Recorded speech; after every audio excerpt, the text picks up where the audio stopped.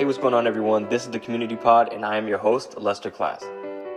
Each and every episode is going to be filled with amazing stories from amazing people. You will hear the different journeys people went through, or are still going through, to be able to do what they love. From the failures to the successes and everything in between. This is a place to get to know the person behind their passion, because people only get to see the successes and not what it took to get there. If this is your first time tuning in, please subscribe and leave a review if you love the content. Now finally, I would love to welcome you to the Community Pod.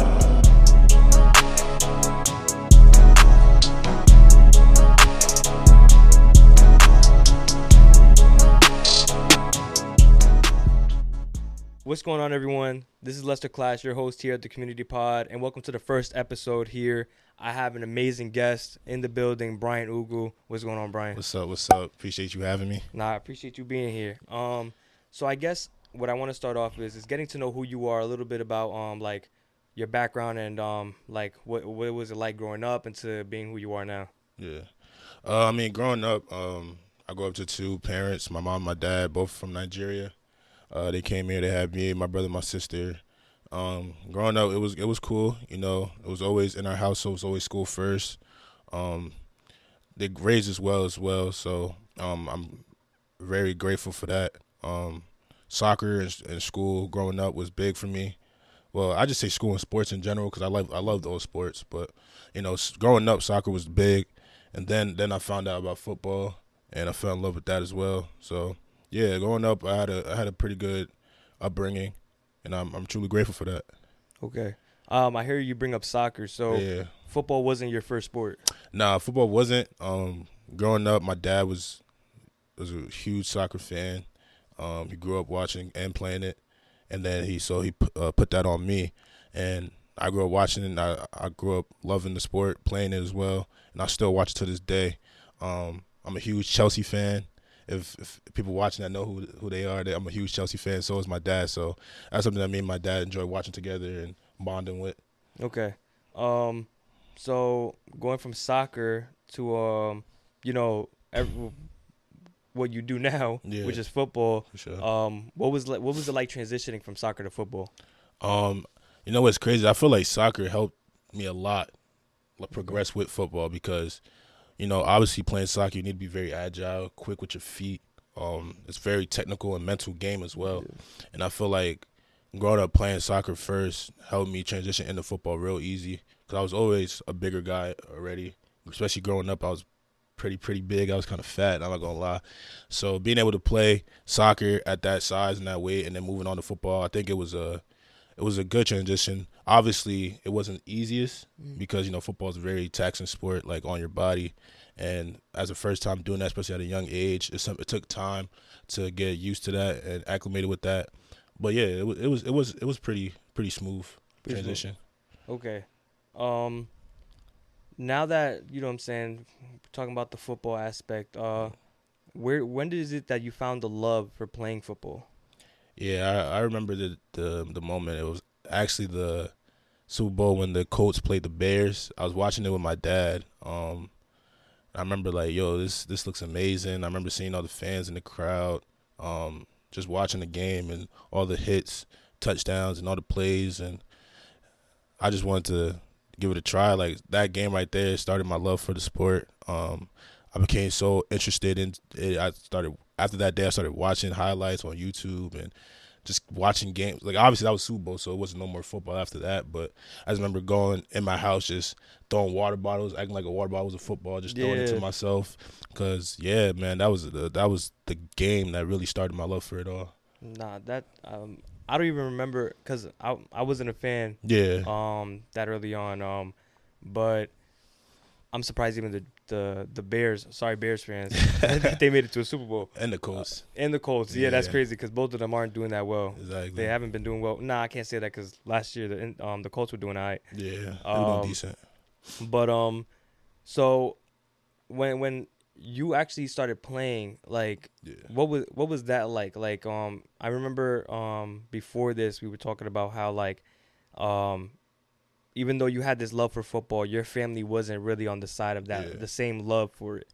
Just like, you know, watching it, but you know, I guess they had their feelings about their son playing. So Yeah. tell me what that was like. I mean, yeah, you know, I feel like a lot of people out there go through this. Like, obviously, football is a very violent sport that comes with a lot of injuries, and a lot of parents don't really like for their kids, especially at a young age, like I was, to go out there and start doing that. Especially at the age like you're developing and stuff like that, and you getting hurt. And then, so when you put that aspect out there just for regular parents, I want you guys to think just like having Nigerian parents or African parents in general, like they don't really know the sport. They come to America to see the sport. They see how violent and dangerous it is. They hear about all the injuries that can come with it, all the head injuries, everything you can hear about it. So it was hard just to, you know, even try to talk to my parents about letting me play. But one time I was like, I think 10. I remember I was just at home. My dad obviously saw how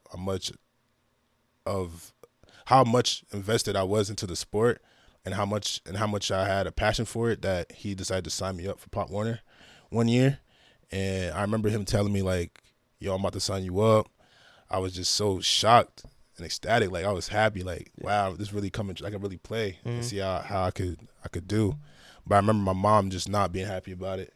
Yeah. I think my mom is still not happy about it to this day. I mean, she's happy that I'm happy and I'm doing what I love, but obviously she's scared about, you know, what can happen and stuff like that. But yeah, like that day when I was 10 years old, my dad signed me up for my first ever Pop Warner season, and yeah. Nah, yeah. So you said you spoke about injuries. I know when you had one yourself. I know that we'll get into that. Yeah. But I know that recently there was a really bad injury. I don't want to say it was Hamlin. Hamlin, yeah. Hamlin. Did your mother ever bring that to you? Was that, or like, did it come up in a conversation, or like, you know, because she always has this constant worry. Yeah. And you know, obviously you're at a spot where you could get to the next level. So obviously to you and me and to other people, we know that these injuries can happen in high school, college, or and even in the big leagues. It can happen whenever. It Absolutely. can even be happening when you're playing outside, you know, with your friends and everything. Yeah. So was there ever a reaction, or like with Damar Hamlin in your life, like I guess with the football's crowd? I mean, as soon as the injury happened, I remember my mom calling me because she was at work. And she was just telling me like, "Oh, did you see this? Blah, blah, blah, blah." I'm like, "Yeah, I seen it." But injuries like that rarely happen. I think it was like the first time that like happened. So it was like, all praise to him though. I'm happy that he made a recovery and all that. But that just shows how violent and how risky the sport can be. Yeah. And I feel like the NFL, I know this is kind of off track, but I feel like the NFL need to put more into like benefiting and helping and keeping the players like check, and especially after football, like, because you know, like I remember seeing something like after you have to be in the NFL for at least 3 to 4 years to receive any health or pension or anything or benefits after that. So, and he's only been in the league for 2. Exactly. So if he was not like able to play, he'll be basically done. Yeah, it's kind of sad. Yeah. I completely agree, because you know the football players do get paid a lot. They get paid a lot of money to play the sport. But all that money is not guaranteed. You have, like you said, you have to play a certain amount of years. And in his case, sadly, you know, I know that I saw, you know, but you can't really get all your information from Instagram. Yeah. But I saw that he is going to be getting all his guaranteed money. That's what I saw on like NFL or somebody on I saw it on the Instagram, but I never did my actual research. So if I'm wrong, you know, I apologize. But if not, yes, I feel like he should be able to get all his money, especially in the case that he's going through. But I feel like that should go for all football players, because anything can happen, and it really shows that like anything can really happen. No one expected something like this to happen. You know, like I guess like I want to say like how did it affect you? Did it affect you in any way seeing like another football player? No, it didn't affect me at all. I feel like I can speak for a lot of people who play the game. Like, you know in the back of your head what you're risking, but especially stuff like that, that's so uncommon. And you're enjoying the sport so much that, you know, like when you go out there, you can't be thinking about things like that, or it's going to affect your play. Like, I know we're gonna talk about it later, but my injury, everyone telling me like mentally, like, are you gonna be okay to go out there and be able to play? But I was at the point like, bro, I need this. Like, I'm not gonna go out there and, you know, risk hurting my play or like risk like not playing to my best because I'm over here thinking about an injury that doctors are telling me I should be fine, you know. So I remember going out there every game of the season just playing free and having fun and not thinking about it at once. So Yeah. Nah, and we're already talking about your injury. Your injury. You might as well keep talking. Yeah. So what was it like getting injured at like the level that you were playing at, especially since like, you know what I mean, like watching you at Rutgers and everything, and being there. What was that like getting that injury? It was kind of the injury itself. It sucked, like just because of how long of a recovery process it is. But the main thing that was hard, well, not really hard. The main thing that you have to go through and that you have to, get ready for is just the mental side and the preparation part, especially in my situation because I'm coming off the season where like I didn't play as much as I wanted to. So I'm in this whole off season before the injury. I'm just going hard, 110% at everything I'm doing extra, throwing up crazy numbers in the weight room. Spring ball came around, I balled out. I'm getting reps with the one. I'm finally about to become a starter like I wanted to be. And then you're talking about a week before the first game, you were playing a scrimmage, and I'm going for a tackle, and then boom, just like that, my season's over. So like, I remember when it happened, man, I just started balling, not because of the injury or the pain. It's just that I knew that I had goals for this season. You feel me? Like I had goals for this season, and I had set for myself, and knowing that I will not be able to achieve them anymore. Yeah. And it's just taken away from me just like that. That's kind of why I was kind of, disappointed and upset. But I remember, like, I told myself, like, all right, Brian, because I remember, like, after the whole, like, everything got situated, like, coaches told me, like, what it was. Doctors told me what it was. I remember sitting in the car one day just by myself, and I just started crying, like, letting it all go, because I told myself, all right, this is the day that you have to mourn and cry about this. But after today, like, it's up, like, 100% into just getting back to where I was, you know what I mean? Yeah. And I feel like that's important for everybody to know, like, things happen in your life that you can't control, that you don't expect to happen. Because I don't know if you know, but my favorite athlete of all time is Derrick Rose. Okay, yeah. And you see all the knee injuries that he had and all the criticism he got from the social media and all the reporters, the journalists. And I always just look at myself and be like, I don't think that'll ever happen to me. Like, you know what I mean? But it happened to me. Like, I got that injury. And the number one thing I was telling myself every day after that day was, we're going to be back. And this is a great story that God has written for me. And I'm going to, play my role in it. And I'm going to get back to where I'm at. Nah, that's mad motivating, you know what I mean? Because not everybody gets up from an injury, you know what I mean? And, like, some people, like you said, like, there's a point where, there's a kind of like there's things that happen in your life and you wonder why me. Yeah. And that you know what I mean? Like at the same time it's like God has a plan for you. God has a way of doing things. Yeah. And you mentioned one time to me that it might not have gone the way you wanted it, but it's exactly how God wanted it to go. Exactly. But so back, we're gonna step back a little bit and go retract whatever and talk about like playing in high school. So what was it like playing in high school and then right before your senior year?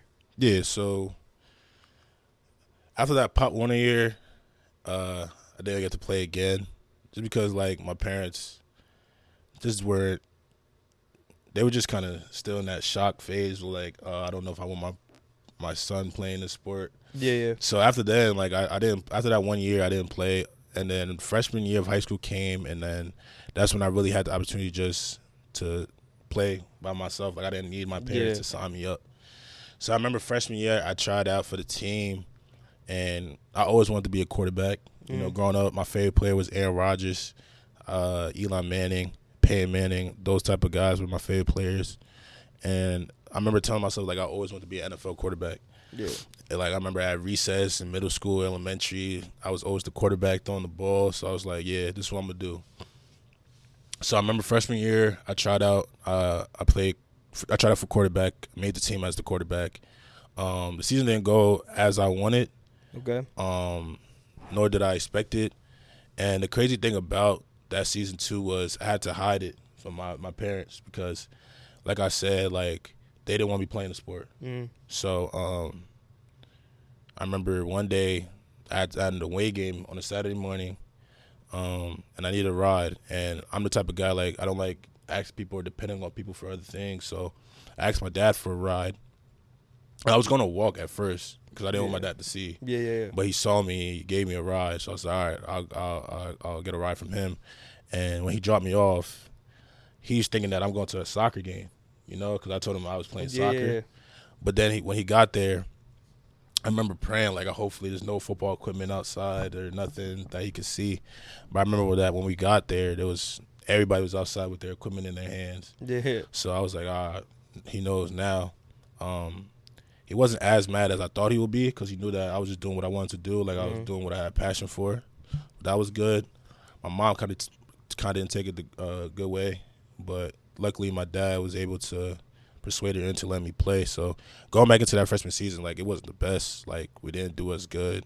I had a decent season, but it just wasn't the best. And I remember after that year, that whole coach staff ended up leaving. So we had a new head coach coming in with a new coaching staff. And I remember I was like, all right. Because at this point, I'm, like, thinking, like, maybe I should just focus on my schools. Yeah. And just forget about football, just play football for fun. But I had a new coach come in with a new coaching staff. And I remember the first day he came in, we were in the gym. And we were just doing a little, like, just to see where we were at. Yeah. We had, like, a little mini practice. And I remember throwing the ball in front of him, And, you know, he wasn't saying anything bad, but, you know, me, like, I'm determined. I could criticize myself a lot. So I was just thinking, like, am I doing good enough for him or anything? But I remember after that day, he came up to me. He was like, have you ever thought about playing linebacker? I remember looking at him like, linebacker? Like, I don't know about that. But when someone looks at you and tells you, like, I believe that you could be good at this position, especially I'm a freshman at this time, like, he's telling me, like, next year I could see you playing linebacker on the varsity team. Yeah. And at this point, I'm like, man, I just want to play in football so bad. I just want to be in the NFL so bad. I just want to play at the next level so bad that let me give it a try. So I remember that whole off season, I started getting bigger because at this point, I'm a tall, skinny, scrawny guy playing quarterback. But I remember that off season, I remember getting bigger, stronger, faster. And I was always first in all the drills, all the lines, and I just put my all into it. And that sophomore year, I remember starting every game at linebacker, and I had a really, really good year. Started getting a lot of interest from schools. I remember sitting in the weight room one time after that sophomore year, getting my first interest from Rutgers, and that felt amazing. And then junior year was really the year that I was like, this is the year that I feel like we can win a lot, because a lot of my friends and stuff like that were there and they would be able to play.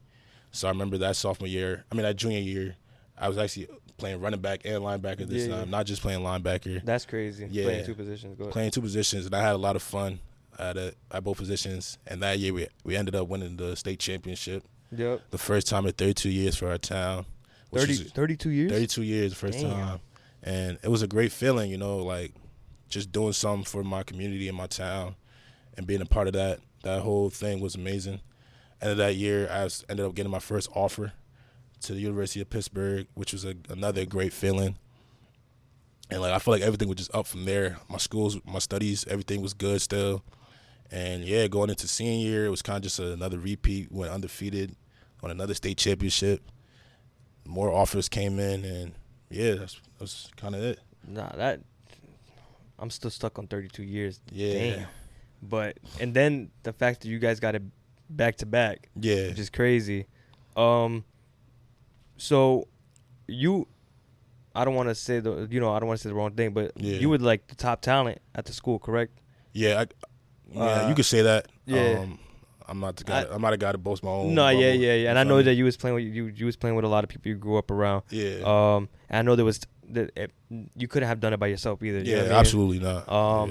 But you know, at that senior year, you had the 2 rings, or like another ring coming in, but you still, you know, you got the 2 chips. Yeah. What was it like at this time? Because correct me if I'm wrong, but you had around like 30 scholarships from all like Division I schools. What was it like being in school during this time, knowing that you went number 1 in New Jersey as the number 1 athlete, and then you have a bunch of scholarships? Everybody knows you're getting these scholarships. It's all over online. What was it like? I guess like what was the attention like from anybody, from like I guess like teachers, staff, even like out of school, family, friends, people you don't even know, random people was probably, you know what I mean? So what was that attention like? So like, me, I'm like a person that's like to myself. Like obviously I could be outside with friends, stuff like that, but I'm a to myself guy. So I was never really for the attention. But obviously when you're doing well in football and you're doing so much for your community, and not for your community, for all of New Jersey, like you said, being ranked in the state, it obviously came with a lot of attention. But luckily, because, you know, I was prepared for this moment, because I knew like I wanted to be at this point of my life at this time. Like I was ready for it. So I didn't let none of the attention get to my head, none of the girls get to my head. Like I just focused on what I wanted and what I needed most, and that was to keep going and get to the next level. Yeah. You know, there was a lot of cool things that came with it, like, you know, coaches coming to your school. Yeah. And stuff like that, to come see you, calling you down from class. Like, yeah, that was cool. But I always knew what the main thing was, and the main thing was getting to the next level. So I didn't let none of that attention, none of that popularity get in the way of that. So were you the kid before all this attention came, before being number 1, before all the scholarships, were you that kid in school when like, all right, I got school on my mind, but when someone were to ask you, what do you want to do? What do you want to do for a living? Yeah. What do you want to do in the future? Were you like, I'm gonna play football? Yeah, 100%. Even to today, like I tell everybody, like they ask me what I want to be. I want to be an NFL player. Like that's my dream and that's my goal. And I'm a determined man. Like I'm not gonna lie, everything I set out so far in my life, it hasn't been in the right path, but I always ended up there somehow. Like in high school, I said, well, as a young boy, I said I'm gonna play football. Yeah. My dad signed me up for football. Then he stopped, and I said I'm gonna play again. Yeah. High school came and I played football. In high school, I said I'm gonna play college football for free. I'm gonna go to college and play football for free. It happened, and now I'm at the point where I'm in college, and I'm going to play in the NFL, and I'm still working to get there. Yeah. But I'm gonna make sure I do. And the future's looking real bright for you. Yes, sir. You're looking like real soon. Yeah. What was I gonna say? So, what was, now that like, you know, it's cool that, you know what I'm saying, like somebody, because you know, you hear a lot of people, a lot of kids, you know, I want to be a football player, and then you got teachers or like people that are older than you, like, you know, stick to school, you know, like that's not really your plan A, go get a plan B. So I'm not gonna say that to everybody out here, I don't want to get false information and be like, hey, don't go to school, don't focus, don't do none of these things. Absolutely. But because, you know what I mean, like you yourself, you're in school, and I know that you're studying like a better major than I am. But it's like, what is it? What was that kind of like the responses like? Was it like fuel to the fire for you? Fuel to the fire, no, because I could care less what anyone else have to say. Okay. And that's something that I am proud, and I pride myself in, like all the outside noise that I don't want to hear or don't need to hear, that a lot of people, you know, end up, you know, getting distracted by. Yeah. I'm able to not get distracted by. Like I'm able to just focus on what's important and what I need to hear, you know what I mean? So obviously you have some people like that you would tell them my goal, like I'll tell them my goal, and they either give you like the sarcastic, like, yeah, you could do whatever you want to do, or like they'll give you like the, oh, maybe you should have a backup plan in case. Like obviously I have a backup plan. I'm in school right now, getting my degree, you know what I mean? But my main goal in life is to become an NFL football player, and no one's going to tell me I can't, because I know I have the ability to do it, So why not? Exactly. Damn. So, what advice would you give like to somebody who's like, you know what I mean, like, cause I'm not gonna lie to you. There's times where like I feel like there's sometimes the same response. You know what I mean? Like, this podcast here where it's like, you know, you should have a plan B. You should have a backup plan. Like, for somebody that's getting some not the feedback that they're looking for, cause sometimes I expect it. Mm-hmm. I expect that. At this point in the beginning, it was like irritating, where it was like, all right, I've heard it a bunch of times, and I used to get upset. But now it's like, no worries. I'm not gonna be upset about it because I know where I want to be in the future. You know what I mean? So yeah, back to the question. Like, for somebody who's looking to be like something that's, I guess, out of the norm to other people. You know what I mean? Well, what advice would you give to somebody that's trying to do something for themselves? That's a great question because I feel like that's something I feel like I think about a lot, that I know I feel like I have a good gist of. So what I would tell people is just like be honest with yourself. And when I say that is look at yourself in the mirror, not literally, but just look at yourself, right?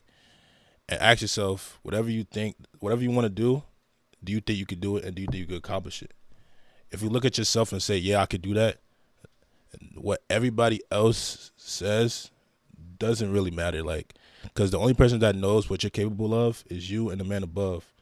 So if you know that you can do that and he got your back, then what's stopping you? Like, if you're sitting here, you know, distracted by what other people are saying and letting what other people say stop you from doing what you're doing, then that's not good, man. Yeah, because to me, the only person stopping you is yourself. It's yourself. Like, if I tell myself to stop right now, I told myself to do that. Yeah. If someone else told me to stop, you know what I'm saying? Like, if they tell me to stop, and I stop, who did the action? I did still. Yeah, for sure. Because at the end of the day, they could tell me, but I'm the one that actually does it. Yeah. You'd be like, oh, you're going to fail. Now I sit down and I do nothing. I did that to myself. I'm failing. I listened to what everybody else said and I acted upon it. But as long as, like, you got people talking in your ear behind you and you keep moving forward, whatever anybody else says really doesn't matter. Yeah. And so I like what you said there. So now that, you know what I'm saying, you got the scholarships, we're at that point with scholarships and everything. Yeah, yep. What was it like making that decision? Because, you know, choosing from, having so many options, you know what I mean? Yeah. It's crazy. Not a lot of people get options like that unless you're like, you're at the top, you know what I'm saying? So what was that like? Like, I remember going through all the recruiting process. Like I said, like, I'm a cool, chill dude. Like, I'm to myself and all that. But the recruitment process is kind of hard for people like that because they want to do all the most. You know, they want to send you all the edits. They want to bring you out on recruiting visits, show you a good time, show you how good their school is, and all that. All that was cool. But I was 17 years old, making a decision for my future, for the next 3 to 5 years. So at the end of the day, I chose the school that I was most comfortable with, and that was Rutgers. Like, 30 minutes away. I visited them almost like once a month. Yeah. They came to my school almost once a week. Damn, man. They was really trying to. They wanted me a lot, and I was so comfortable with that head coach at the time. Like, he's still a good dude. But yeah, like, at the end of the day, my parents wanted me to go there because it was close. My sister went there.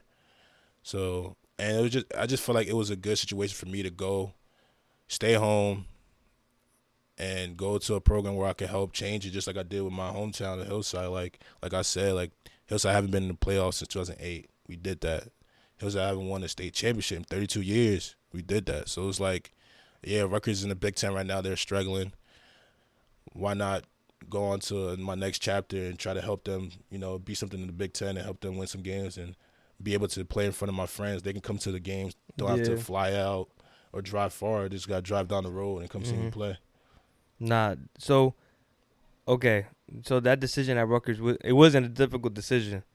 I'm not going to lie, it was, because you have offers from these bigger schools. Like I had a lot of offers that I'm truly grateful and blessed for.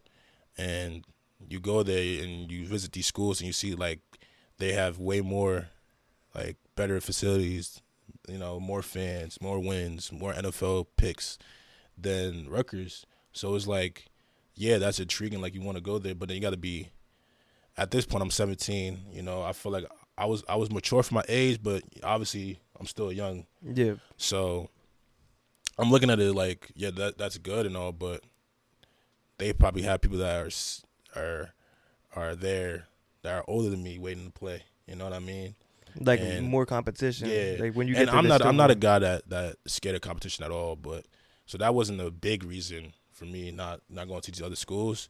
So like I said, the main reason was like I just felt more comfortable at Rutgers, and I didn't want to go somewhere far away at the age of like 17, 18 and not be happy, and then also be far from home. Yeah. So I feel like that was one of the reasons. And then just because how happy and how much my parents wanted me to go there, and yeah, and then how comfortable I was with the head coach, like those were the main reasons I said I chose Rutgers. So what was the reason for you leaving to go to Ohio? Yeah, Miami Redhawks. So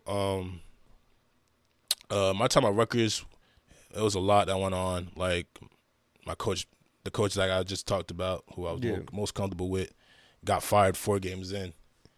You know what I mean? Yeah. And you know, someone that's been recruiting you since you're a sophomore, you got to know since you're a sophomore, and then you finally get to play for the man. You only get to play for him for 4 games. Like, that was crazy. So that was kind of like the ups and downs. A lot of things happened when I did my time at Rutgers. Like, nothing happened like I expected.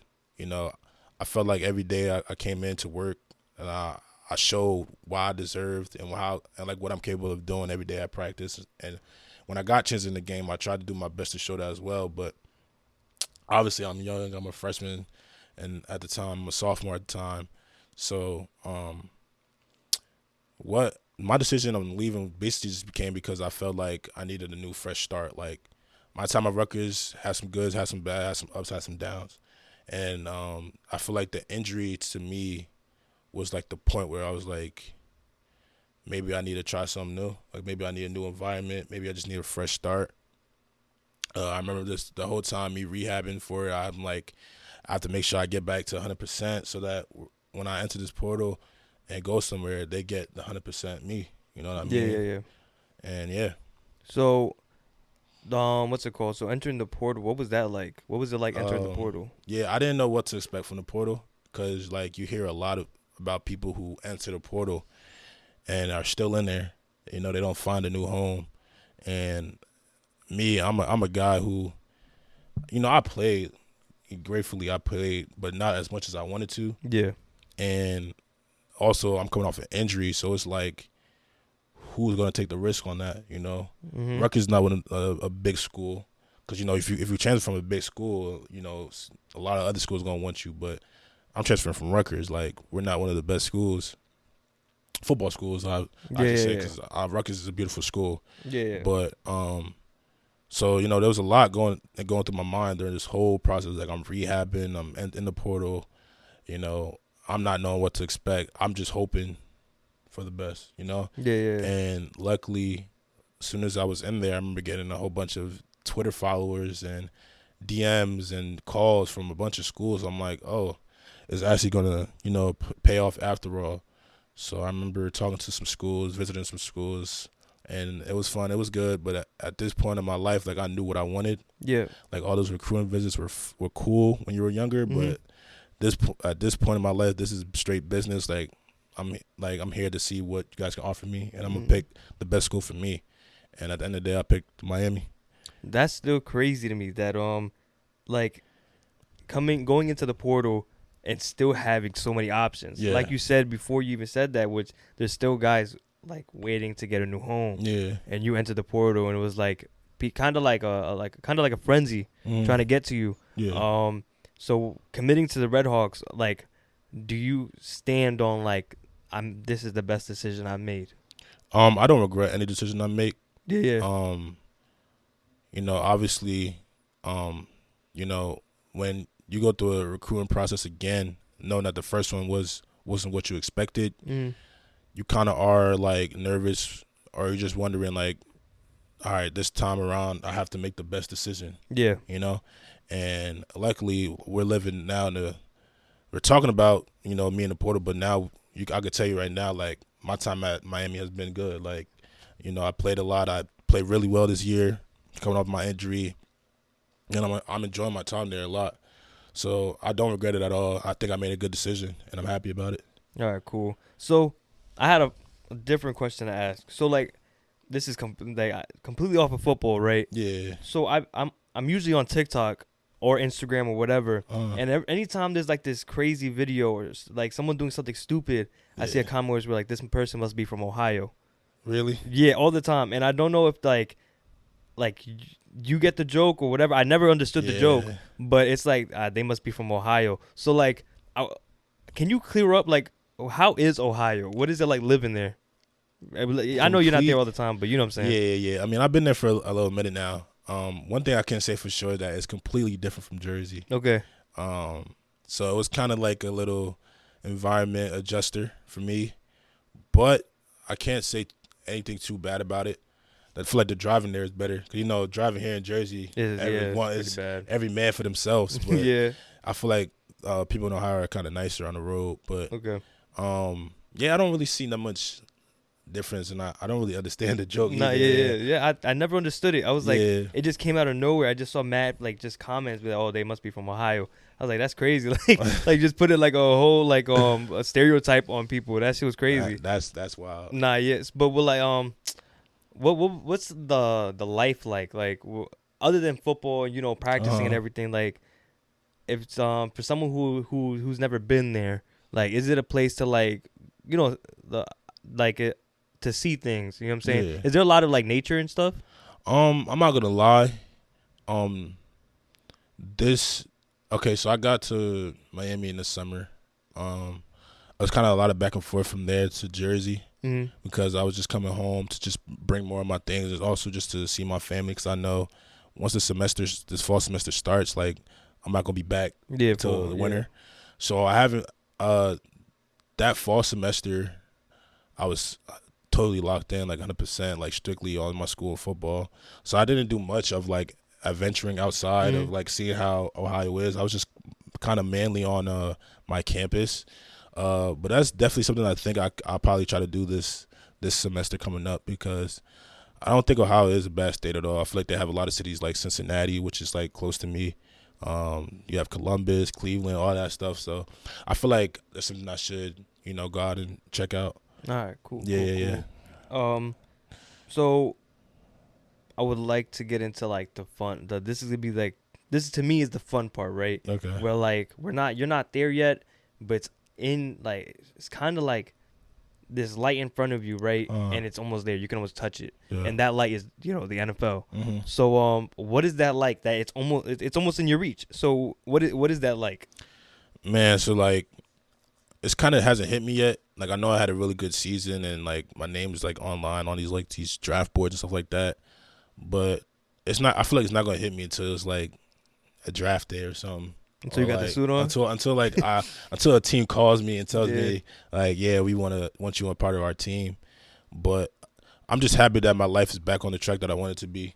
You know, which is, you know, playing football at the next level, being a starter, and being a game changer and a difference maker from a team. Yeah, that's what I'm really happy about. And I just feel like at this point in my life, I have to make sure I stay and on this road, because like I said, my time at Rutgers, a lot of ups and downs, a lot of hardships I went through. And yeah, they were hard and they were tough to go through at the moment, but you act like, when you look back at stuff like that, like, you kind of grateful you had to experience those times, because now I feel like because of those times I went through, like, I'm ready for a lot of things. Like, a lot of things won't like change me, won't move me.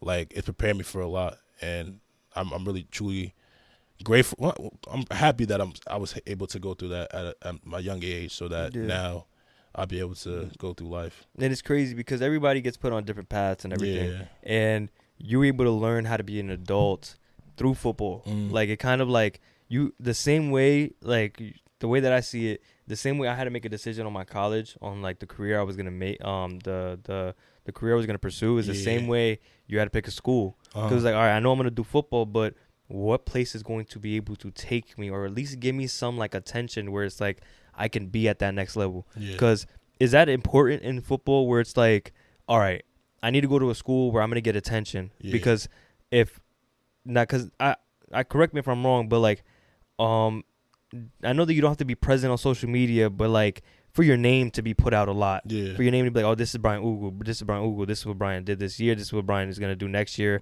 What are you doing right now, type of thing. So Yeah, like damn, I forgot what I was even going on about. Let me have it. I'm not gonna lie, let me have it. But damn, what was I getting at? Was like, you was talking about how like me picking a school was similar to you like picking your like what yeah, you okay. major in. So you go ahead and pick in that school. My bad. Yeah. It's gonna happen if you're watching my because I'm gonna keep it real. I'm not even gonna cut that. Yeah. So yeah, I see the similarities like where you had to grow up because of football, and I had to grow up because of college. College just kind of was making me grow up, learning the different classes. And I know people forget that you're not only a football player pursuing that. So what are you pursuing? Like, what's your major? So I'm doing finance and human resource management. Okay. I started growing up. I always thought about being like a sports medicine, something in sports medicine, just because I didn't know if football was there for me. But I always knew I wanted to be somewhere in sports. Yeah. But I don't know. Since I got to college, like I feel like human resource management and finance is just for me. Yeah. You know, like I feel like I could do well in that. So, and I'm enjoying it so far. So it's not easy though. I can't say like math classes are kind of struggle. A lot of people struggle in those. Yeah. But luckily I got past that part. So I'm just strictly business classes. And from going to school with you, you've always been on top of your shit when it comes to grades and everything. Absolutely. So and that probably had an effect, right, on schools trying to contact you, because I know that some people, like, you might be great, but if your grades don't match that, then like some schools won't give you that offer. Absolutely. Like, obviously, if you're the best of the best, like, they'll take you if you have like a 2.5 or a 2.3. Yeah. But if they have you and another guy and y'all like similar, but one has a 3.8 and you have a 2.8, they're obviously gonna get to take the guy with the 2.8 because they're gonna look at it like he's more responsible. You mean with 3? Things. If one guy has a 3.8 and another guy has a 2.8, they're gonna go with the guy with the 3.8 yeah. because they're gonna look at him like, yeah, he's more responsible. And when he comes here, because obviously people, the thing is like they say, right? Yeah, eligibility too, but they say like college is more difficult than high school. Yeah. So if you're in high school right now and you have a 2.8, you're gonna go to college and what? You're gonna automatically do better. They're gonna think like you're either gonna do the same or worse, and they don't want to deal with someone that they feel like won't be eligible to play and help them. So they're obviously gonna go with the guy with the 3.8. Yeah. So we're coming to an end, but not just yet. I have just like 2 more. Where I really want to get to know you a little bit more than we already have. I want to know what inspires you. Like, what makes you wake up every day and do what you do? Number one is just, God put me on this earth for a reason, and I know He did. And just waking up every day knowing that I have the chance to reach my goals and just make my family happy and proud. Like, I feel like now in my life, like growing up, football was important for me. But I feel like right now, like it's important for me, but I know that reaching my goals will benefit my family as well. Like, everyone knows how much money you can make in NFL and how much that can financially help my family. And I would love to do that. My parents are not the youngest anymore. I would love to take care of them, retire them, make sure they're good. And then my brothers and sisters as well. So I feel like just waking up every day knowing that God put me on here for a purpose. Waking up every day knowing that I can reach my goals that are attainable. And then the people that I have around me, and it's not a lot. Like, and the one thing I pride myself on is through all the ups and downs from when I was a kid to now, like, my friends stayed the same. Like, I didn't just have to add people because, that's what it looked like. Like, me and him are popular. Me and him are good at football, so that has to be my friend. No. Yeah. Like, I always stayed the same. I always been the same person. I never changed, and that's something I pride myself on a lot. Nah, that's dope. That's beautiful, bro. Yeah. Honestly, because like you said, I feel like sometimes not the football. It's the I don't know if this is the right word, but like I guess a stereotype where it's like, or the stigma that football players only hang out with football players, or like football players can only hang out with people at their level. So for you to like be honest and what I'm saying, like still be around the same people, because it's not like there's players out there that are only hanging out with football players. Absolutely. Like, they're normal people, like they're normal people like us too. And then you get to the NFL, like people think, oh, they only hang out with celebrities because they have to. Yeah. You know what I mean? Like they still have friends, they still have family at home. But nah, man, that's honestly beautiful. Your story is amazing. It's crazy, bro. I guess the one question I want to leave off on, right? Well, nah, I have two more. Okay. Who do you feel like you? I don't want to say mimic, but who do you feel like you like follow when it comes to your game?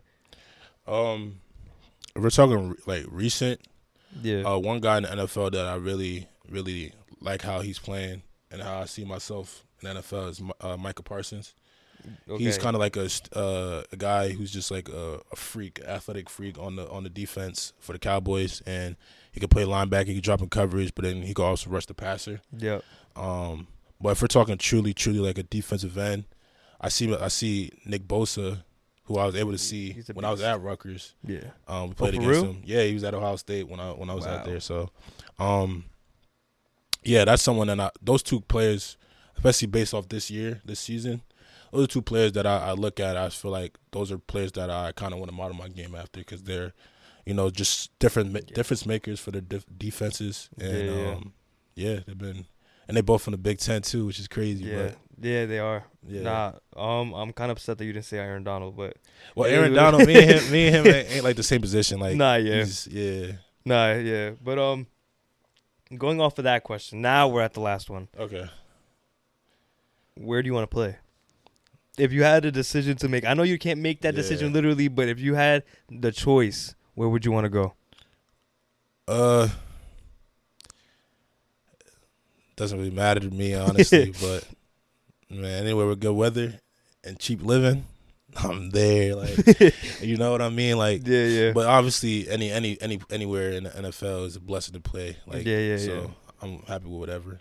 And when damn, so it's not the last question. Yeah. So when so for the people at home, when do you think they should expect you to enter the draft? If eligible, all things go in the plan that you got put forward for yourself. I have 2 more years of eligibility, so we'll see what happens. I'm just gonna keep playing, balling my heart out, and if that opportunity for the NFL comes early, then it comes early. If not, then I'll use all my eligibility and see where it goes.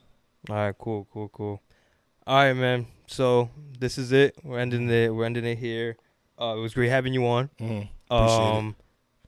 For anybody at home wants to follow Brian, I'm gonna put his username right underneath him.